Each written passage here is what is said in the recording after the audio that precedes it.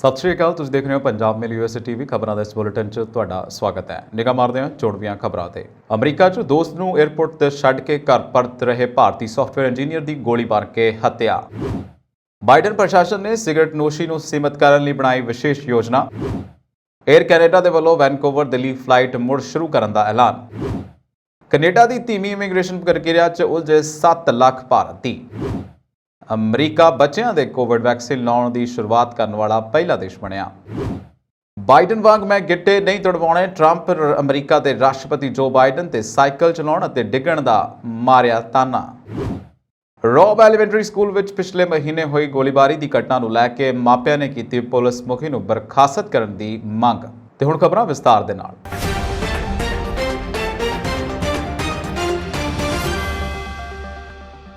America ਦੇ Maryland ਸੂਬੇ ਵਿੱਚ ਤੇਲੰਗਾਨਾ ਦੇ ਸਾਫਟਵੇਅਰ ਇੰਜੀਨੀਅਰ ਦੀ ਅਣਪਛਾਤੇ ਵਿਅਕਤੀ ਨੇ ਗੋਲੀ ਮਾਰ ਕੇ ਹੱਤਿਆ ਕਰ ਦਿੱਤੀ। ਨਾਕਾਸਾਈ ਚਰਨ 26 ਜੋ ਤੇਲੰਗਾਨਾ ਦੇ ਨਲਗੋਡਾ ਜ਼ਿਲ੍ਹੇ ਦਾ ਰਹਿਣ ਵਾਲਾ ਸੀ, ਐਤਵਾਰ ਸ਼ਾਮ ਨੂੰ ਉਸ ਸਮੇਂ ਮੌਤ ਹੋ ਗਈ ਜਦੋਂ ਕਾਲੇ ਵਿਅਕਤੀ ਨੇ ਉਸ ਤੇ ਗੋਲੀ ਚਲਾ ਦਿੱਤੀਆਂ। ਅਮਰੀਕਾ ਵਿੱਚ ਰਹਿੰਦੇ ਉਸ ਦੇ ਦੋਸਤ ਨੇ ਪਰਿਵਾਰ ਨੂੰ ਘਟਨਾ ਦੀ ਜਾਣਕਾਰੀ ਦਿੱਤੀ। ਸਾਈ ਚਰਨ ਨੂੰ ਗੋਲੀ ਉਸ ਸਮੇਂ ਮਾਰੀ ਗਈ ਜਦੋਂ ਉਹ ਮੈਰੀਲੈਂਡ ਦੇ ਕੈਟੋਨਸਵਿਲੇ ਨੇੜੇ ਆਪਣੀ ਕਾਰ ਦੇ ਵਿੱਚ ਸਫ਼ਰ ਕਰ ਰਿਹਾ ਸੀ। ਉਹ ਆਪਣੇ ਇੱਕ ਦੋਸਤ ਨੂੰ 에ਅਰਪੋਰਟ ਤੇ ਛੱਡ ਕੇ ਘਰ ਪਰਤ ਰਿਹਾ ਸੀ। ਉਸ ਦੇ ਸਿਰ ਦੇ ਵਿੱਚ ਗੋਲੀ ਲੱਗੀ ਸੀ। ਸਾਫਟਵੇਅਰ ਇੰਜੀਨੀਅਰ ਮੈਰੀਲੈਂਡ ਦੇ ਬਾਲਟਿਮੋਰ ਸ਼ਹਿਰ ਦੇ ਵਿੱਚ ਕੰਪਨੀ 'ਚ 2 ਸਾਲਾਂ ਤੋਂ ਕੰਮ ਕਰ ਰਿਹਾ ਸੀ।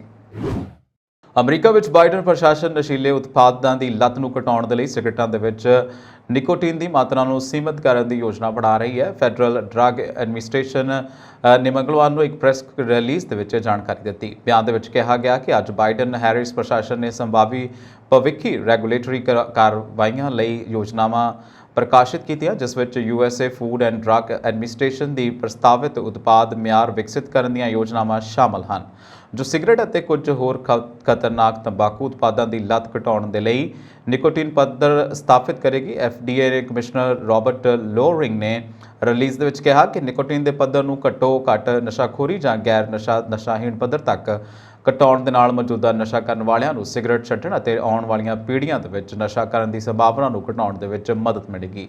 ਬਿਆਨ ਦੇ ਵਿੱਚ ਕਿਹਾ ਗਿਆ ਕਿ ਸਾਲ 2018 ਦੇ ਇੱਕ ਅਧਿਐਨ ਦੇ ਵਿੱਚ FDA ਨੇ ਅੰਦਾਜ਼ਾ ਲਗਾਇਆ ਕਿ 2100 ਤੱਕ ਦੀ ਨਿਕੋਟਿਨ ਸੀਮਾ ਸਿਗਰਟੀ ਨੋਸ਼ੀ ਦੀ ਦਰਾਂ ਨੂੰ 12.5% ਤੋਂ ਘਟਾ ਕੇ 1.4% ਤੱਕ ਘਟ ਕਰ ਸਕਦੀ ਹੈ ਅਤੇ 80 ਲੱਖ ਤੋਂ ਵੱਧ ਲੋਕਾਂ ਦੀਆਂ ਜਾਨਾਂ ਬਚਾ ਸਕਦੀਆਂ ਨੇ।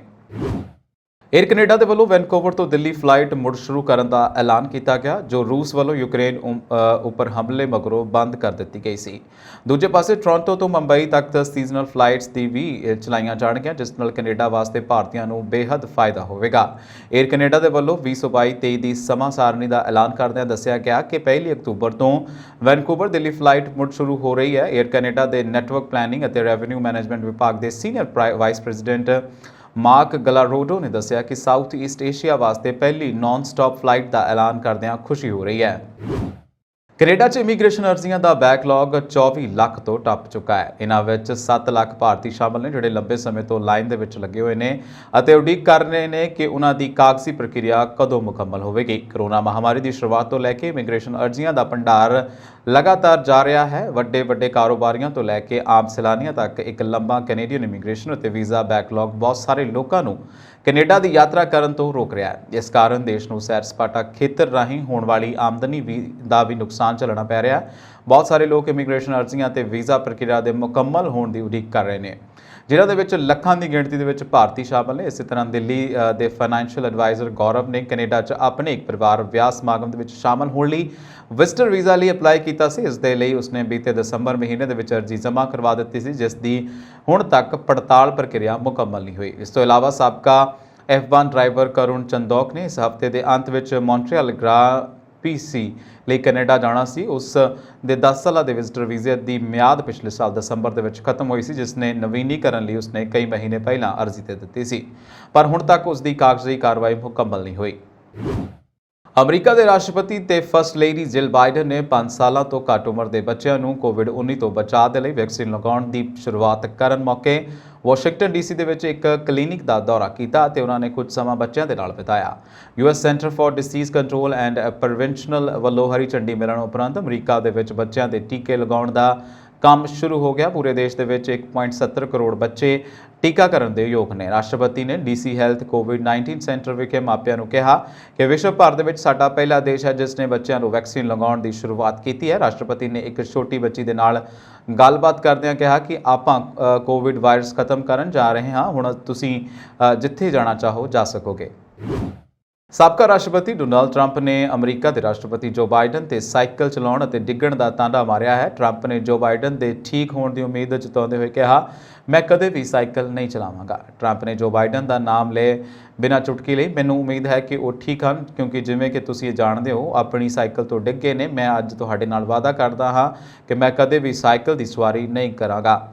ਸਾਬਕਾ ਰਾਸ਼ਟਰਪਤੀ ਟਰੰਪ ਇਨ ਦਿਨੀ ਅਮਰੀਕਾ 'ਚ ਫਰੀडम ਟੂਰ ਤੇ ਨੇ। ਇਸ ਦੌਰਾਨ ਉਹਨਾਂ ਨੇ ਇੱਕ ਰੈਲੀ ਦੇ ਵਿੱਚ ਰਾਸ਼ਟਰਪਤੀ ਜੋ ਬਾਈਡਨ ਤੇ ਵਿਅੰਗ ਕੱਸਿਆ।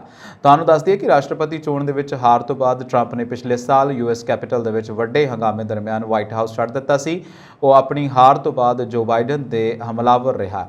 ਸ਼ਨੀਵਾਰ ਨੂੰ ਜੋ ਬਾਈਡਨ ਪਤਨੀ ਜਿਲ ਬਾਈਡਨ ਨਾਲ ਛੁੱਟੀਆਂ ਮਨਾਉਣ ਲਈ ਡੇਲਾਵੇਅਰ ਰਾਜ ਦੇ ਰੀਹੋਬੋਥ ਬੀਚ ਤੇ ਪਹੁੰਚੇ। ਉੱਥੇ ਉਹਨਾਂ ਨੇ ਸਾਈਕਲ ਵੀ ਚਲਾਇਆ। ਉੱਥੇ ਉਸ ਦੇ ਨਾਲ ਹੀ ਕਈ ਹੋਰ ਲੋਕ ਵੀ ਸਾਈਕਲ ਚਲਾ ਰਹੇ ਸਨ। ਸੁਰੱਖਿਆ ਕਰਮਚਾਰੀ ਵੀ ਮੌਜੂਦ ਸਨ।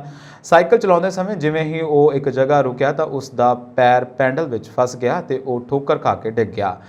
ਇਸ ਤੇ ਤੁਰੰਤ ਉਸ ਦੀ ਸੁਰੱਖਿਆ ਵਿੱਚ ਤੈਨਾਤ ਗਾਰਡਾਂ ਨੇ ਉਸ ਨੂੰ ਘੇਰ ਲਿਆ ਅਤੇ ਉਸ ਨੂੰ ਚੁੱਕਣ ਵਿੱਚ ਮਦਦ ਕੀਤੀ। ਜਦੋਂ ਜੋ ਬਾਈਡਨ ਤੋਂ ਪੁੱਛਿਆ ਗਿਆ ਕਿ ਉਹ ਕਿਵੇਂ ਡਿੱਗਿਆ ਤਾਂ ਉਸਨੇ ਕਿਹਾ ਕਿ ਇੱਕ ਸਾਈਕਲ ਦੀ ਪੈਂਡਲ ਵਿੱਚ ਮੇਰਾ ਪੈਰ ਫਸ ਗਿਆ ਸੀ। ਉਸਨੇ ਕਿਹਾ ਕਿ ਉਸ ਨੂੰ ਕੋਈ ਸੱਟ ਨਹੀਂ ਲੱਗੀ ਅਤੇ ਉਹ ਠੀਕ ਹੈ।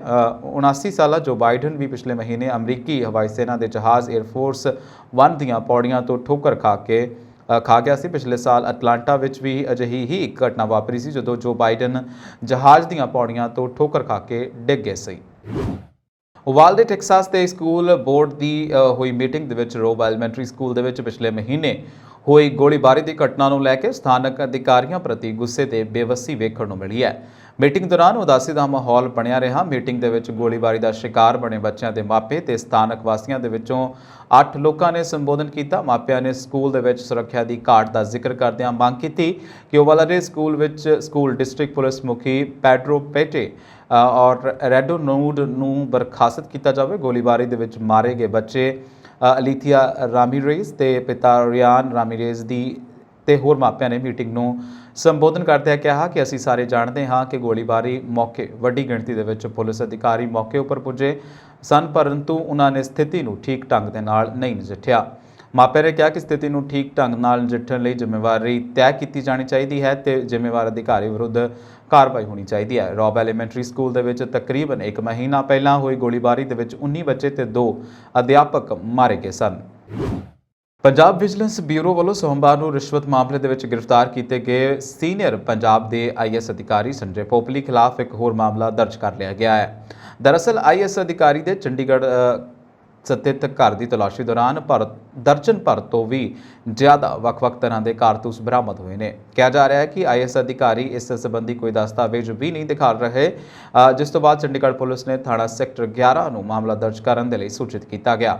ਜਾਣਕਾਰੀ ਮੁਤਾਬਕ ਮੰਗਲਵਾਰ ਸ਼ਾਮ ਨੂੰ ਵਿਜੀਲੈਂਸ ਬਿਊਰੋ ਪੰਜਾਬ ਦੇ ਵੱਲੋਂ ਆਈਐਸ ਅਧਿਕਾਰੀ ਸੰਜੇ ਪੋਪਲੀ ਦੇ ਘਰ ਤਲਾਸ਼ੀ ਲਈ ਟੀਮ ਭੇਜੀ ਗਈ। ਘਰ ਦੀ ਤਲਾਸ਼ੀ ਦੌਰਾਨ ਉੱਥੋਂ 7.65 ਬੋਰ ਦੇ 41 ਕਾਰਤੂਸ, 32 ਬੋਰ ਦੇ 2 ਕਾਰਤੂਸ ਤੇ 22 ਬੋਰ ਦੇ 30 ਕਾਰਤੂਸ ਬਰਾਮਦ ਹੋਏ ਨੇ।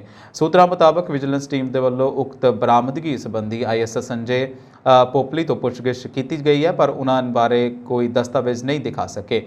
ਉੱਥੇ ਹੀ ਵਿਜੀਲੈਂਸ ਸੂਤਰਾਂ ਦਾ ਕਹਿਣਾ ਹੈ ਕਿ ਜੇਕਰ ਆਰਮਜ਼ ਲਾਇਸੈਂਸ ਵੀ ਹੋਵੇ ਤਾਂ ਇੰਨੀ ਗਿਣਤੀ ਦੇ ਵਿੱਚ ਕਾਰਤੂਸ ਨਹੀਂ ਰੱਖੇ ਜਾ ਸਕਦੇ।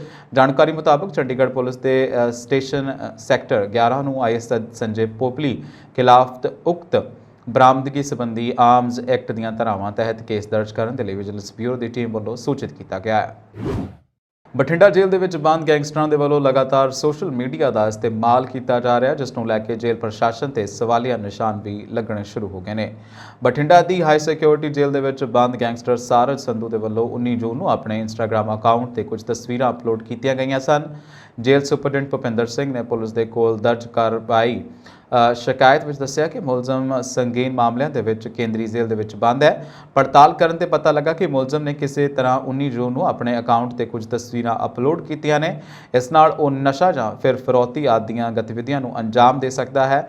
ਉਹਨਾਂ ਦੱਸਿਆ ਕਿ ਇਸ ਤਰ੍ਹਾਂ ਕਰਕੇ ਮੁਲਜ਼ਮ ਦੇ ਜੇਲ੍ਹ ਨਿਯਮਾਂ ਦੀ ਉਲੰਘਣਾ ਕੀਤੀ ਹੈ। ਉਹਨਾਂ ਦੱਸਿਆ ਕਿ ਇਸ ਮਾਮਲੇ ਦੇ ਵਿੱਚ ਅਗਲੀ ਪੜਤਾਲ ਕੀਤੀ ਜਾ ਰਹੀ ਹੈ ਤਾਂ ਜੋ ਪਤਾ ਲੱਗ ਸਕੇ ਕਿ ਗੈਂਗਸਟਰ ਨੇ ਕਿਸ ਤਰ੍ਹਾਂ ਦੀਆਂ ਤਸਵੀਰਾਂ ਨੂੰ ਅਪਲੋਡ ਕੀਤਾ ਹੈ।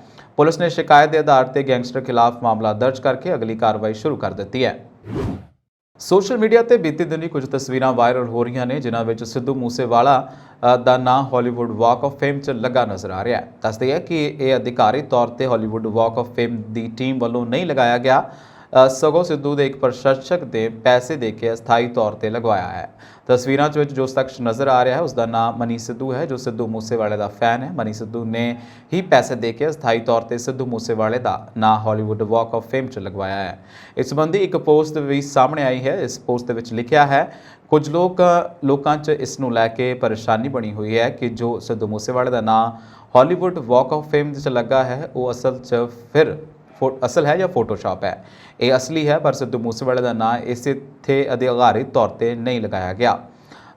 ਰੱਬ ਦੀ ਮਿਹਰ ਦੇ ਨਾਲ ਕੀ ਪਤਾ ਜਲਦ ਲੱਗ ਜਾਵੇ। ਪੋਸਟ ਅੱਗੇ ਲਿਖਿਆ ਹੈ, ਮਨੀ ਸਿੱਧੂ ਦਾ ਨਾਂ ਦੇ ਸ਼ਖਸ ਨੇ ਅਸਥਾਈ ਤੌਰ ਤੇ ਇਸ ਨੂੰ ਪੈਸੇ ਦੇ ਕੇ ਲਗਵਾਇਆ ਹੈ। ਉਸਨੇ ਕਿਹਾ ਕਿ ਕੋਈ ਵੀ ਪੈਸੇ ਦੇ ਕੇ ਅਸਥਾਈ ਤੌਰ ਤੇ ਇੱਥੇ ਨਾਂ ਲਗਵਾ ਸਕਦਾ ਹੈ। ਉਸਨੇ ਸਿੱਧੂ ਦਾ ਨਾਂ ਉਸ ਨੂੰ ਸ਼ਰਧਾਂਜਲੀ ਤੇ ਇੱਜ਼ਤ ਦੇਣ ਦੇ ਲਈ ਲਗਵਾਇਆ ਹੈ। ਸੰਗਰੂਰ ਲੋਕ ਸਭਾ ਹਲਕੇ ਦੀ ਜਿਮਨੀ ਚੋਣ ਦੇ ਲਈ ਅੱਜ ਪ੍ਰਚਾਰ ਅੱਜ ਸ਼ਾਮ 6 ਵਜੇ ਬੰਦ ਹੋ ਜਾਵੇਗਾ ਤੇ ਪ੍ਰਸ਼ਾਸਨ ਨੇ ਹਲਕੇ ਤੋਂ ਬਾਹਰ ਆਏ ਸਿਆਸੀ ਵਰਕਰਾਂ ਨੂੰ ਹਲਕੇ 'ਚੋਂ ਵਾਪਸ ਜਾਣ ਲਈ ਹਦਾਇਤ ਕੀਤੀ ਹੈ।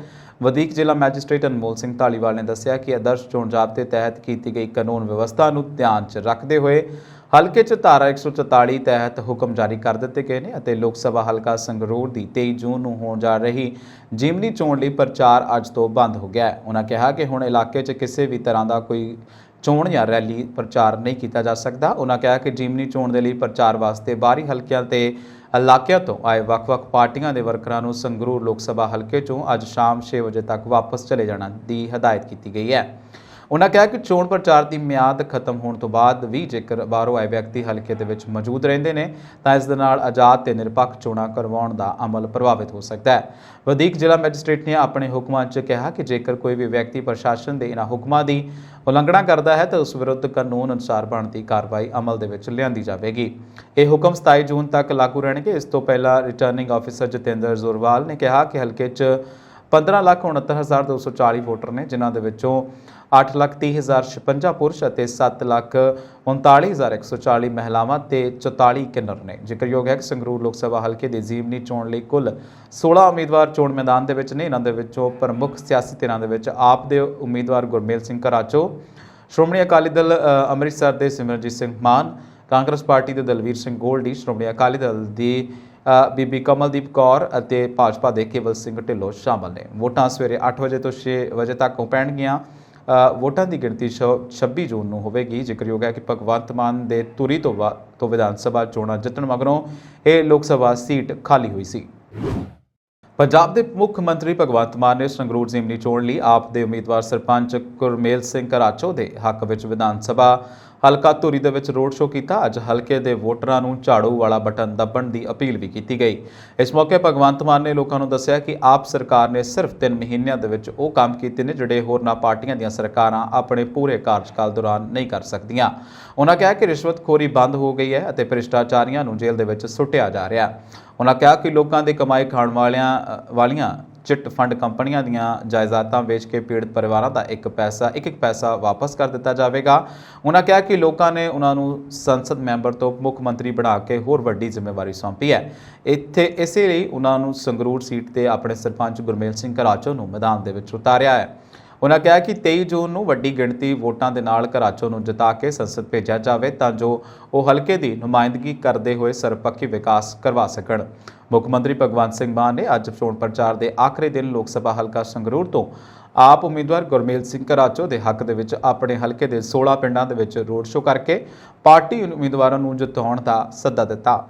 ਵਿਧਾਨ ਸਭਾ ਚੋਣ ਜਿੱਤਣ ਮਗਰੋਂ ਮੁੱਖ ਮੰਤਰੀ ਅੱਜ ਪਹਿਲੀ ਵਾਰ ਹਲਕੇ ਦੇ ਪਿੰਡਾਂ ਦੇ ਵਿੱਚ ਆਏ ਸਨ।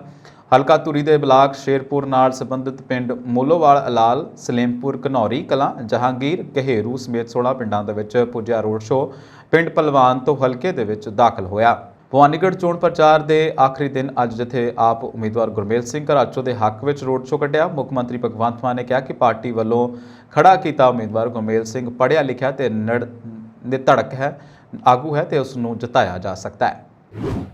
ਸਿੱਧੂ ਮੂਸੇਵਾਲਾ ਕਤਲकांड ਮਾਮਲੇ ਵਿੱਚ ਮਾਨਸਾ ਪੁਲਿਸ ਵੱਲੋਂ ਹਿਰਾਸਤ ਦੇ ਵਿੱਚ ਲਏ ਗਏ ਗੈਂਗਸਟਰ ਲਾਰੈਂਸ ਬਿਸ਼ਨੋਈ ਨੂੰ ਮੰਗਲਵਾਰ ਰਾਤੀ ਸਥਾਨਕ ਅਦਾਲਤ ਦੇ ਵਿੱਚ ਪੇਸ਼ ਕਰਕੇ ਉਸ ਦਾ 26 ਜੂਨ ਤੱਕ ਰਿਮਾਂਡ ਲੈ ਲਿਆ ਗਿਆ। ਬਿਸ਼ਨੋਈ ਨੂੰ ਅਦਾਲਤ ਵਿੱਚ 22 ਜੂਨ ਨੂੰ ਪੇਸ਼ ਕਰਨਾ ਸੀ, ਪਰ ਸਖਤ ਸੁਰੱਖਿਆ ਪ੍ਰਬੰਧ ਹੇਠ ਇੱਕ ਦਿਨ ਪਹਿਲਾਂ ਹੀ ਅੱਜ ਅੱਧੀ ਰਾਤ ਨੂੰ ਪੇਸ਼ ਕਰ ਦਿੱਤਾ ਗਿਆ। ਇਸ ਤੋਂ ਪਹਿਲਾਂ ਅੱਜ ਰਾਤੀ ਮਾਨਸਾ ਪੁਲਿਸ ਉਸ ਨੂੰ ਪਖਰੜ ਤੋਂ ਇੱਕ ਵੱਡੇ ਸੁਰੱਖਿਆ ਕਾਫਲੇ ਹੇਠ ਲੈ ਕੇ ਆਈ ਸੀ। ਇਸ ਦੌਰਾਨ ਅਦਾਲਤ ਨੇ ਇਸ ਮਾਮਲੇ ਵਿੱਚ 6 ਹੋਰਨਾਂ ਦਾ ਵੀ ਪੁਲਿਸ ਰਿਮਾਂਡ ਵਧਾ ਦਿੱਤਾ ਹੈ। ਕੌਮੀ ਪੱਧਰ ਦੇ ਨਿਸ਼ਾਨੇਬਾਜ਼ ਅਤੇ ਐਡਵੋਕੇਟ ਸੁਖਮਨਪ੍ਰੀਤ ਸਿੰਘ ਸਿੱਧੂ ਉਰਫ ਸਿੱਪੀ ਸਿੱਧੂ ਦੀ ਹੱਤਿਆ ਦੇ ਮਾਮਲੇ 'ਚ ਸੀਬੀਆਈ ਦੇ ਵੱਲੋਂ 7 ਸਾਲ ਬਾਅਦ ਗ੍ਰਿਫਤਾਰ ਕੀਤੀ ਹਿਮਾਚਲ ਪ੍ਰਦੇਸ਼ ਹਾਈ ਕੋਰਟ ਦੇ ਕਾਰਜਕਾਰੀ ਚੀਫ ਜਸਟਿਸ ਸਬੀਨਾ ਦੀ ਧੀ ਕਲਿਆਣੀ ਸਿੰਘ ਨੂੰ 2 ਦਿਨਾਂ ਬਾਅਦ ਚੰਡੀਗੜ੍ਹ ਦੇ ਸੈਕਟਰ 43 ਦੀ ਅਦਾਲਤ ਵਿੱਚ ਪੇਸ਼ ਕੀਤਾ ਗਿਆ। ਅਦਾਲਤ ਨੇ ਕਲਿਆਣੀ ਸਿੰਘ ਨੂੰ 14 ਦਿਨਾਂ ਦੀ ਨਿਆਇਕ ਹਿਰਾਸਤ ਦੇ ਵਿੱਚ ਭੇਜ ਦਿੱਤਾ ਹੈ। ਇਸ ਮਾਮਲੇ ਦੀ ਹੁਣ 5 ਜੁਲਾਈ ਨੂੰ ਅਗਲੀ ਸੁਣਵਾਈ ਹੋਵੇਗੀ। ਇਸ ਤੋਂ ਪਹਿਲਾਂ ਅਦਾਲਤ ਨੇ ਸੀਬੀਆਈ ਨੂੰ ਕਲਿਆਣੀ ਸਿੰਘ ਦਾ 2 ਵਾਰ ਰਿਮਾਂਡ ਵੀ ਦਿੱਤਾ ਸੀ। ਸੀਬੀਆਈ ਟੀਮ ਨੇ ਅੱਜ ਹੋਰ ਰਿਮਾਂਡ ਦੀ ਮੰਗ ਨਹੀਂ ਕੀਤੀ। ਜਾਣਕਾਰੀ ਅਨੁਸਾਰ ਅੱਜ ਅਦਾਲਤ ਵਿੱਚ ਬਚਾਅ ਪੱਖ ਦੇ ਵਕੀਲ ਸਰਤੇਜ ਨਰੂਲਾ ਨੇ ਸੀਬੀਆਈ ਤੋਂ ਦਸੰਬਰ 2020 ਤੱਕ ਦਾਇਰ ਕੀਤੀ ਅੰਟੇਰੈਂਸ ਰਿਪੋਰਟ ਅਤੇ ਕੇਸ ਨਾਲ ਜੁੜੇ ਦਾਅਰੇ ਦਸਤਾਵੇਜ਼ਾਂ ਦੀ ਮੰਗ ਕੀਤੀ ਹੈ। ਇਸ ਦਾ ਸੀਬੀਆਈ ਦੇ ਵਕੀਲ ਨੇ ਵਿਰੋਧ ਕੀਤਾ। ਉਹਨਾਂ ਕਿਹਾ ਕਿ ਸਿੱਪੀ ਸਿੱਧੂ ਕਤਲ ਮਾਮਲੇ ਦੀ ਜਾਂਚ ਜਾਰੀ ਹੈ। ਪੁਰਾਣੀ ਜਾਂਚ ਦਾ ਅਦਾਲਤੀ ਦਸਤਾਵੇਜ਼ਾਂ ਦੇ ਨਾਲ ਸੀਬੀਆਈ ਦੀ ਜਾਂਚ ਤੇ ਅਸਰ ਪੈ ਸਕਦਾ ਹੈ। ਉਹਨਾਂ ਸੀਬੀਆਈ ਦੀ ਜਾਂਚ ਪੂਰੀ ਹੋਣ ਤੱਕ ਕੋਈ ਵੀ ਦਸਤਾਵੇਜ਼ ਬਚਾਅ ਪੱਖ ਨੂੰ ਨਾ ਦੇਣ ਦੀ ਅਪੀਲ ਕੀਤੀ ਹੈ। ਅਦਾਲਤ ਨੇ ਦੋਵਾਂ ਧਿਰਾਂ ਦਾ ਪੱਖ ਸੁਣਦਿਆਂ ਦਸਤਾਵੇਜ਼ ਦੀ ਸੁਪਰਦਗੀ ਬਾਰੇ ਫੈਸਲਾ ਰਾਖਵਾਂ ਰੱਖ ਲਿਆ ਹੈ। ਦੱਸਣਯੋਗ ਹੈ ਕਿ 20 ਦਸੰਬਰ 2015 ਨੂੰ ਸੈਕਟਰ 27 ਦੇ ਪਾਰਕ ਵਿੱਚ ਸਿੱਪੀ ਸਿੱਧੂ ਦੀ ਹੱਤਿਆ ਕੀਤੀ ਗਈ ਸੀ। ਪੁਲਿਸ ਨੇ ਉਕਤ ਮਾਮਲੇ ਸੰਬੰਧੀ 21 ਸਤੰਬਰ 2015 ਨੂੰ ਕੇਸ ਦਰਜ ਕਰਕੇ ਜਾਂਚ ਸ਼ੁਰੂ ਕਰ ਦਿੱਤੀ ਸੀ। 22 ਜਨਵਰੀ 2016 ਦੇ ਵਿੱਚ ਇੱਕ ਕੇਸ ਸੀਬੀਆਈ ਨੂੰ ਟ੍ਰਾਂਸਫਰ ਕੀਤਾ ਗਿਆ ਸੀ। ਮਹਾਰਾਸ਼ਟਰ ਵਿਧਾਨ ਪਰਿਸ਼ਦ ਦੀਆਂ ਚੋਣਾਂ 'ਚ ਕ੍ਰਾਸ ਵੋਟਿੰਗ ਹੋਣ ਦੇ ਦਾਅਵੇ ਤੋਂ ਇੱਕ ਦਿਨ ਮਗਰੋਂ ਸ਼ਿਵ ਸੈਨਾ ਤੇ ਮੰਤਰੀ ਏਕਨਾਥ ਸ਼ਿੰਦੇ ਤੋਂ ਕੁਝ ਹੋਰਨਾਂ ਪਾਰਟੀਆਂ ਵਿਧਾਇਕਾਂ ਦੇ ਗੁਜਰਾਤ ਦੇ ਸੂਰਤ ਵਿੱਚ ਡੇਰੇ ਲਾਉਣ ਦੇ ਨਾਲ ਉਦਮ ਠਾਕਰੇ ਦੀ ਅਗਵਾਈ ਵਾਲੀ ਮਹਾ ਵਿਕਾਸ ਅੰਗਾੜੀ ਯਾਨੀ ਕਿ MVA ਗੱਠਜੋੜ ਸਰਕਾਰ ਸੰਕਟ ਦੇ ਵਿੱਚ ਘਿਰ ਗਈ ਹੈ। ਸਰਕਾਰ ਦੀ ਸਥਿਰਤਾ ਤੇ ਸਵਾਲ ਉੱਠਣ ਲੱਗ ਪਏ ਨੇ। ਇਸ ਦੌਰਾਨ ਸ਼ਿੰਦੇ ਜਿਨ੍ਹਾਂ ਕੋਲ ਸ਼ਹਿਰੀ ਵਿਕਾਸ ਤੇ ਲੋਕ ਨਿਰਮਾਣ ਮਹਿਕਮਾ ਸੀ ਨੂੰ ਮਹਾਰਾਸ਼ਟਰ ਅਸੈਂਬਲੀ ਦੇ ਵਿੱਚ ਸ਼ਿਵ ਸੈਨਾ ਵਿਧਾਇਕ ਦਲ ਦੇ ਆਗੂ ਦੇ ਅਹੁਦੇ ਤੋਂ ਲਾਂਭੇ ਕਰਕੇ ਮੁੱਖ ਮੰਤਰੀ ਨੇ ਬਾਕੀ ਵਿਧਾਇਕ ਤੱਕ ਪਹੁੰਚ ਲਈ ਕੋਸ਼ਿਸ਼ਾਂ ਆਰੰਭ ਕਰ ਦਿੱਤੀਆਂ ਨੇ। ਸ਼ਿੰਦੇ ਦੀ ਥਾਂ ਅਜੇ ਚੌਧਰੀ ਨੂੰ ਲਗਾਇਆ ਗਿਆ ਹੈ ਜੋ ਮੁੰਬਈ ਦੇ ਸਿਓਰੀ ਹਲਕੇ ਦੀ ਨੁਮਾਇੰਦਗੀ ਕਰਦੇ ਨੇ। ਇਸ ਦੌਰਾਨ ਸੂਰਤ ਪੁੱਜੇ ਨਾਰਵੇਕਰ ਨੇ ਏਕਨਾਥ ਸ਼ਿੰਦੇ ਦੀ ਮੁੱਖ ਮੰਤਰੀ ਉਦਵ ਠਾਕਰੇ ਦੇ ਨਾਲ ਫੋਨ ਤੇ ਗੱਲਬਾਤ ਵੀ ਕਰਵਾਈ। ਸ਼ਿਵ ਸੈਨਾ ਦੇ ਸੰਸਦ ਮੈਂਬਰ ਸੰਜੇ ਰਾਉਤ ਨੇ ਦਾਅਵਾ ਕੀਤਾ ਹੈ ਕਿ ਸੂਰਤ ਵਿੱਚ ਸ਼ਿੰਦੇ ਦੇ ਨਾਲ 14 ਤੋਂ 15 ਪਾਰਟੀ ਵਿਧਾਇਕ ਮੌਜੂਦ ਨੇ। ਰਾਉਤ ਨੇ ਕਿਹਾ ਕਿ ਇਹਨਾਂ ਵਿੱਚੋਂ ਨਿਤਿਨ ਦੇਸ਼ਮੁਖ ਸਣੇ 2 ਵਿਧਾਇਕਾਂ ਨਾਲ ਕੁੱਟਮਾਰ ਵੀ ਕੀਤੀ ਗਈ ਹੈ। ਉਹਨਾਂ ਦੇਸ਼ਮੁਖ ਨੂੰ ਦਿਲ ਦਾ ਦੌਰਾ ਪੈਣ ਦਾ ਵੀ ਦਾਅਵਾ ਕੀਤਾ ਹੈ। ਰਾਉਤ ਨੇ ਕਿਹਾ ਕਿ ਸ਼ਿੰਦੇ ਖਿਲਾਫ ਅਨੁਸ਼ਾਸਨੀ ਕਾਰਵਾਈ ਜ਼ਰੂਰੀ ਸੀ। ਗੱਠਜੋੜ ਸਰਕਾਰ 'ਚ ਭਾਈਵਾਲੀ ਕਾਂਗਰਸ ਤੇ NCP ਆਗੂਆਂ ਨੇ ਦੇਰ ਸ਼ਾਮ ਤੱਕ ਮੁੱਖ ਮੰਤਰੀ ਉਦਵ ਠਾਕਰੇ ਦੇ ਨਾਲ ਮੁਲਾਕਾਤ ਕਰਕੇ ਹਾਲਾਤਾਂ ਦਾ ਜਾਇਜ਼ਾ ਲਿਆ। 228 ਮੈਂਬਰੀ ਮਹਾਰਾਸ਼ਟਰ ਅਸੈਂਬਲੀ ਦੇ ਵਿੱਚ ਸ਼ਿਵ ਸੈਨਾ ਦੇ ਕੋਲ 55, NCP ਕੋਲ 53, ਕਾਂਗਰਸ ਦੇ ਕੋਲ 44 ਤੇ ਬਹੁਜਨ ਵਿਕਾਸ ਅੰਗਾੜੀ 3 ਤੇ ਸਮਾਜਵਾਦੀ ਪਾਰਟੀ ਯਾਨੀ ਕਿ AMIM ਤੇ ਪ੍ਰਹਾਰ ਜਨਸ਼ਕਤੀ ਪਾਰਟੀ ਦੇ 2 ਵਿਧਾਇਕ ਨੇ। MNS CPI MPWL ਸਭਾਭੀਮਾਨ ਪ੍ਰਕਸ਼ਾ ਰਾਸ਼ਟਰੀ ਸਮਾਜ ਪਾਰਟੀ ਜਨ ਸੁਰਾਜਿਆ ਸ਼ਕਤੀ ਪਾਰਾਈ ਕ੍ਰਾਂਤੀਕਾਰੀ ਸ਼ੇਖਾਕਰਤੀ ਪ੍ਰਕਾਸ਼ ਦੇ ਕੋਲ ਇੱਕ ਵਿਧਾਇਕ ਹੈ। ਇਹਨਾਂ ਤੋਂ ਇਲਾਵਾ 13 ਆਜ਼ਾਦ ਵਿਧਾਇਕ ਹਨ। ਵਿਰੋਧੀ ਧਿਰ ਕੋਲ 106 ਵਿਧਾਇਕ ਨੇ। ਉਧਰ NCP ਦੇ ਕਾਂਗਰਸ ਅਤੇ MVA ਗੱਠਜੋੜ ਦੇ ਵਿੱਚ ਸ਼ਾਮਲ ਹੋਰਨਾਂ ਪਾਰਟੀਆਂ ਦੇ ਆਗੂਆਂ ਨੇ ਕਿਹਾ ਕਿ ਸੂਬਾ ਸਰਕਾਰ ਦੀ ਸਥਿਰਤਾ ਨੂੰ ਕੋਈ ਖਤਰਾ ਨਹੀਂ ਹੈ। ਸ਼ਿੰਦੇ ਤੇ ਕੁਝ ਹੋਰਨਾਂ ਵਿਧਾਇਕਾਂ ਤੇ ਅਚਾਨਕ ਗਾਇਬ ਹੋਣ ਮਗਰੋਂ ਮੁੱਖ ਮੰਤਰੀ ਉਦਵ ਠਾਕਰੇ ਨੇ ਪਾਰਟੀ ਵਿਧਾਇਕਾਂ ਤੇ ਆਗੂਆਂ ਦੀ ਆਪਣੀ ਸਰਕਾਰੀ ਰਿਹਾਇਸ਼ ਵਰਸ਼ਾ ਤੇ ਮੀਟਿੰਗ ਸੱਦ ਕੇ ਵਿਚਾਰ ਚਰਚਾ ਕੀਤੀ ਹੈ। ਸ਼ਿੰਦੇ ਨਾਲ ਕਿੰਨੇ ਵਿਧਾਇਕ ਨੇ ਇਸ ਬਾਰੇ ਕੁਝ ਵੀ ਸਪਸ਼ਟ ਨਹੀਂ ਕਿਹਾ ਜਾ ਸਕਦਾ। ਸੀਨੀਅਰ NCP ਆਗੂ ਤੇ ਸਰਕਾਰ 'ਚ ਮੰਤਰੀ ਸ਼ਗਨ ਭੁਜਪਲ ਨੇ ਦਾਅਵਾ ਕੀਤਾ ਹੈ ਕਿ ਉਹਨਾਂ ਦੇ ਪਾਰਟੀ ਵਿਧਾਇਕ ਜਿਉਂ ਦੇ ਤਿਉਂ ਨੇ। ਭੁਜਪਲ ਨੇ ਮਹਾਰਾਸ਼ਟਰ ਕਾਂਗਰਸ ਦੇ ਪ੍ਰਧਾਨ ਨਾਨਾ ਪਟੋਲੇ ਨੇ ਗੱਠਜੋੜ ਸਰਕਾਰ ਨੂੰ ਕਿਸੇ ਖਤਰੇ ਦਾ ਇਨਕਾਰ ਕੀਤਾ ਹੈ। ਕਾਂਗਰਸੀ ਮੰਤਰੀ ਬਾਲਾ ਸਾਹਿਬ ਥੋਰਾਟ ਨੇ ਕਿਹਾ ਕਿ ਉਹਨਾਂ ਦੀ ਪਾਰਟੀ ਸ਼ਿਵ ਸੈਨਾ ਦੇ ਵਿੱਚ ਚੱਲ ਰਹੇ ਸਾਰੇ ਘਟਨਾਕ੍ਰਮ ਨੂੰ ਨੇੜਿਓਂ ਵੇਖ ਰਹੀ ਹੈ। ਉਹਨਾਂ ਵੱਖ-ਵੱਖ ਮੰਤਰੀਆਂ ਦੇ ਨਾਲ ਗੱਲਬਾਤ ਕੀਤੀ ਹੈ। ਉਹਨਾਂ ਕਿਹਾ ਕਿ ਲੋੜ ਪਈ ਤਾਂ ਗੱਠਜੋੜ ਵੀ ਗੱਠਜੋੜ ਦੀ ਮੀਟਿੰਗ ਸੱਦੀ ਜਾਵੇਗੀ ਤੇ ਕਾਂਗਰਸੀ ਵਿਧਾਇਕਾਂ ਨੂੰ ਮੁੰਬਈ ਦੇ ਵਿੱਚ ਰਹਿਣ ਦੇ ਲਈ ਆਖ ਦਿੱਤਾ ਹੈ। ਕਾਂਗਰਸ ਨੇਤਾ ਰਾਹੁਲ ਗਾਂਧੀ ਨੇ ਈਡੀ ਵੱਲੋਂ ਕੀਤੀ ਪੁੱਛ ਪੜਤਾਲ ਸਮਰਥਨ ਲਈ ਕਾਂਗਰਸ ਵਰਕਰਾਂ ਦਾ ਕੀਤਾ ਧੰਨਵਾਦ ਕਰਦਿਆਂ ਕਿਹਾ ਕਿ ਉਹ ਇਕੱਲਾ ਨਹੀਂ ਸਨ, ਸਗੋਂ ਲੋਕਤੰਤਰ ਲਈ ਲੜਨ ਵਾਲੇ ਬਹੁਤ ਸਾਰੇ ਨੇ। ਇੱਥੇ ਪਾਰਟੀ ਹੈੱਡਕੁਆਰਟਰ ਤੇ ਪੁੱਜੇ ਕਾਂਗਰਸ ਨੇਤਾ ਨੇ ਕੇਂਦਰ ਦੀ ਅਗਨੀਪਥ ਯੋਜਨਾ ਦਾ ਵਿਰੋਧ ਕਰਦਿਆਂ ਕਿਹਾ ਕਿ ਸਾਨੂੰ ਫੌਜ ਨੂੰ ਮਜ਼ਬੂਤ ਕਰਨਾ ਚਾਹੀਦਾ ਹੈ, ਪਰ ਇਹ ਸਰਕਾਰ ਇਸ ਨੂੰ ਕਮਜ਼ੋਰ ਕਰ ਰਹੀ ਹੈ। ਜੰਗ ਦੌਰਾਨ ਇਸ ਦੇ ਨਤੀਜੇ ਭੁਗਤਣੇ ਪੈਣਗੇ। ਉਹਨਾਂ ਕਿਹਾ ਕਿ ਮੈਂ ਕਿਹਾ ਸੀ ਕਿ ਖੇਤੀ ਕਾਨੂੰਨ ਵਾਪਸ ਲੈ ਜਾਣਗੇ। ਹੁਣ ਕਾਂਗਰਸ ਕਹਿ ਰਹੀ ਹੈ ਪ੍ਰਧਾਨ ਮੰਤਰੀ ਨਰਿੰਦਰ ਮੋਦੀ ਨੂੰ ਇਹ ਵੀ ਅਗਨੀਪਥ ਸਕੀਮ ਵਾਪਸ ਲੈਣੀ ਪਵੇਗੀ। ਨੌਜਵਾਨਾਂ ਦੇ ਭਵਿੱਖ ਨੂੰ ਸੁਰੱਖਿਅਤ ਕਰਨਾ ਸਾਡਾ ਕੰਮ ਹੈ ਤੇ ਅਸੀਂ ਇਸ ਨੂੰ ਯਕੀਨੀ ਬਣਾਵਾਂਗੇ। ਕਾਂਗਰਸ, ਤ੍ਰਿਣਮੂਲ ਕਾਂਗਰਸ ਤੇ ਸਮਾਜਵਾਦੀ ਪਾਰਟੀ ਸਣੇ 13 ਵਿਰੋਧੀ ਪਾਰਟੀਆਂ ਨੇ ਰਾਸ਼ਟਰਪਤੀ ਦੇ ਅਹੁਦੇ ਲਈ ਹੋਣ ਵਾਲੀਆਂ ਚੋਣਾਂ 'ਚ ਵਿਰੋਧੀ ਧਿਰ ਦੇ ਉਮੀਦਵਾਰ ਵਜੋਂ ਸਾਬਕਾ ਕੇਂਦਰੀ ਮੰਤਰੀ ਜਸ਼ਵੰਤ ਸਿਨਹਾ 84 ਸਾਲਾਂ ਦੇ ਨਾਂ ਤੇ ਮੋਹਰ ਲਾ ਦਿੱਤੀ ਹੈ। ਇਸੇ ਦੌਰਾਨ ਭਾਜਪਾ ਦੇ ਸੰਸਦੀ ਬੋਰਡ ਦੀ ਅੱਜ ਇੱਥੇ ਹੋਈ ਬੈਠਕ ਤੋਂ ਬਾਅਦ ਸੱਤਾਧਾਰੀ ਐਨਡੀਏ ਨੇ ਵੀ ਰਾਸ਼ਟਰਪਤੀ ਚੋਣਾਂ ਦੇ ਲਈ ਉਮੀਦਵਾਰ ਦਾ ਐਲਾਨ ਕਰ ਦਿੱਤਾ। ਭਾਜਪਾ ਦੀ ਅਗਵਾਈ ਵਾਲੇ ਐਨਡੀਏ ਨੇ ਦ੍ਰੌਪਦੀ ਮੁਰਮੂ ਨੂੰ ਆਪਣਾ ਉਮੀਦਵਾਰ ਐਲਾਨਿਆ ਹੈ, ਜੋ ਕਿ ਝਾਰਖੰਡ ਦੇ ਰਾਜਪਾਲ ਰਹਿ ਚੁੱਕੇ ਨੇ। ਇਸ ਬਾਰੇ ਐਲਾਨ ਅੱਜ ਭਾਜਪਾ ਦੇ ਪ੍ਰਧਾਨ ਜੇਪੀ ਨੱਡਾ ਨੇ ਕੀਤਾ। ਜ਼ਿਕਰਯੋਗ ਹੈ ਕਿ ਮੁਰਮੂ ਉੜੀਸਾ ਦੇ ਨਾਲ ਸੰਬੰਧਿਤ ਭਾਜਪਾ ਦੀ ਕਬਾਇਲੀ ਆਗੂ ਹਨ। ਮੁਰਮੂ 64 ਸਾਲਾਂ ਪਹਿਲੀ ਕਬਾਇਲੀ ਮਹਿਲਾ ਹੋਣਗੇ ਜੋ ਚੁਣੇ ਜਾਣ ਦੀ ਸੂਰਤ ਵਿੱਚ ਇਸ ਸਿਖਰਲੇ ਸੰਵਿਧਾਨਕ ਅਹੁਦੇ ਤੇ ਬੈਠਣਗੇ। ਸੰਸਦੀ ਬੋਰਡ ਦੀ ਬੈਠਕ ਵਿੱਚ ਪ੍ਰਧਾਨ ਮੰਤਰੀ ਨਰਿੰਦਰ ਮੋਦੀ ਤੋਂ ਇਲਾਵਾ ਕੇਂਦਰੀ ਮੰਤਰੀਆਂ ਅਮਿਤ ਸ਼ਾਹ, ਰਾਜਨਾਥ ਸਿੰਘ ਤੇ ਨਿਤਨ ਗਡਕਰੀ, ਭਾਜਪਾ ਪ੍ਰਧਾਨ ਜੇਪੀ ਨੱਡਾ ਤੇ ਮੱਧ ਪ੍ਰਦੇਸ਼ ਦੇ ਮੁੱਖ ਮੰਤਰੀ ਸ਼ਿਵਰਾਜ ਚੌਹਾਨ ਨੇ ਹਿੱਸਾ ਲਿਆ। ਇਸ ਤੋਂ ਪਹਿਲਾਂ ਰਾਸ਼ਟਰਪਤੀ ਦੀ ਚੋਣ ਦੇ ਲਈ ਉਮੀਦਵਾਰਾਂ ਤੇ ਫੈਸਲਾ ਕਰਨ ਦੇ ਲਈ ਐਨਸੀਪੀ ਮੁਖੀ ਸ਼ਰਦ ਪਵਾਰ ਵੱਲੋਂ ਸੱਦੀ ਗਈ ਬੈਠਕ ਦੇ ਵਿੱਚ ਸੰਸਦ ਭਵਨ ਦੇ ਵਿੱਚ ਇਕੱਤਰ ਹੋਏ ਵਿਰੋਧੀ ਧਿਰਾਂ ਦੇ ਆਗੂਆਂ ਨੇ ਸਿਨਹਾ ਦੇ ਨਾਂ ਤੇ ਉੱਤੇ ਸਹਿਮਤੀ ਜ਼ਾਹਰ ਕੀਤੀ ਸੀ। ਕਾਂਗਰਸ ਨੇ ਆਗੂ ਜੈਰਾਮ ਰਮੇਸ਼ ਨੇ ਬੈਠਕ ਤੋਂ ਬਾਅਦ ਸਾਂਝਾ ਬਿਆਨ ਜਾਰੀ ਕਰਦਿਆਂ ਕਿਹਾ ਕਿ ਸਾਨੂੰ ਇਹ ਐਲਾਨ ਕਰਦਿਆਂ ਖੁਸ਼ੀ ਹੋ ਰਹੀ ਹੈ ਕਿ ਅਸੀਂ ਸਰਵਸੰਮਤੀ ਦੇ ਨਾਲ ਜਸ਼ਵੰਤ ਸਿਨਹਾ ਨੂੰ 18 ਜੁਲਾਈ ਨੂੰ ਹੋਣ ਵਾਲੀ ਚੋਣ ਲਈ ਵਿਰੋਧੀ ਧਿਰਾਂ ਦੇ ਉਮੀਦਵਾਰ ਦੇ ਰੂਪ ਦੇ ਵਿੱਚ ਚੁਣਿਆ ਜਾਇਆ। ਬਿਆਨ ਦੇ ਵਿੱਚ ਕਿਹਾ ਗਿਆ ਕਿ ਆਪਣੇ ਲੰਬੇ ਜਨਤਕ ਜੀਵਨ ਦੇ ਪ੍ਰਾਪਤੀਆਂ ਦੇ ਨਾਲ ਭਰੇ ਕਰੀਅਰ ਦੇ ਵਿੱਚ ਸਿਨਹਾ ਨੇ ਵੱਖ-ਵੱਖ ਸਮਰੱਥਾ ਵਿੱਚ ਇੱਕ ਕੁਸ਼ਲ ਪ੍ਰਸ਼ਾਸਕ ਸੰਸਦ ਮੈਂਬਰ ਵਜੋਂ ਕੰਮ ਕੀਤਾ ਹੈ। ਕੇਂਦਰੀ ਵਿੱਤ ਤੇ ਵਿਦੇਸ਼ ਮੰਤਰੀ ਵਜੋਂ ਵੀ ਉਹਨਾਂ ਦਾ ਯੋਗਦਾਨ ਸ਼ਲਾਘਾਯੋਗ ਹੈ। ਉਹ ਭਾਰਤ ਦੇ ਧਰਮ ਨਿਰਪੱਖ ਲੋਕਤੰਤਰਿਕ ਤਾਣੇ ਬਾਣੇ ਨੂੰ ਕਾਇਮ ਰੱਖਣ ਦੇ ਲਈ ਵਿਸ਼ੇਸ਼ ਤੌਰ ਤੇ ਯੋਗ ਨੇ। ਜੈਰਾਮ ਰਮੇਸ਼ ਨੇ ਇੱਕ ਬਿਆਨ ਦੇ ਵਿੱਚ ਕਿਹਾ ਕਿ ਅਸੀਂ ਭਾਜਪਾ ਤੇ ਉਸ ਦੇ ਸਹਿਯੋਗੀਆਂ ਤੋਂ ਰਾਸ਼ਟਰਪਤੀ ਦੇ ਰੂਪ 'ਚ ਜਸ਼ਵੰਤ ਸਿਨਹਾ ਦੇ ਸਮਰਥਨ ਦੀ ਅਪੀਲ ਕਰਦੇ ਹਾਂ ਤਾਂ ਕਿ ਇੱਕ ਯੋਗ ਰਾਸ਼ਟਰਪਤੀ ਨੂੰ ਬਿਨਾਂ ਵਿਰੋਧ ਦੇ ਚੁਣਿਆ ਜਾ ਸਕੇ। ਰਮੇਸ਼ ਨੇ ਵਿਰੋਧੀ ਧਿਰਾਂ ਦਾ ਸਾਂਝਾ ਬਿਆਨ ਪੜ੍ਹਦਿਆਂ ਕਿਹਾ ਕਿ ਉਹਨਾਂ ਨੂੰ ਅਫਸੋਸ ਹੈ ਕਿ ਮੋਦੀ ਸਰਕਾਰ ਨੇ ਰਾਸ਼ਟਰਪਤੀ ਉਮੀਦਵਾਰ ਆਮ ਸਹਿਮਤੀ ਬਣਾਉਣ ਦੇ ਲਈ ਕੋਈ ਗੰਭੀਰ ਯਤਨ ਨਹੀਂ ਕੀਤਾ। ਇਹ ਸੀ ਹੁਣ ਤੱਕ ਦੀਆਂ ਖਬਰਾਂ। ਤੁਸੀਂ ਦੇਖਦੇ ਰਹੋ ਪੰਜਾਬ ਮੇਲ ਯੂਐਸ ਟੀਵੀ। ਮੈਨੂੰ ਦਿਓ ਆਖਿਆ, ਸਤਿ ਸ਼੍ਰੀ ਅਕਾਲ।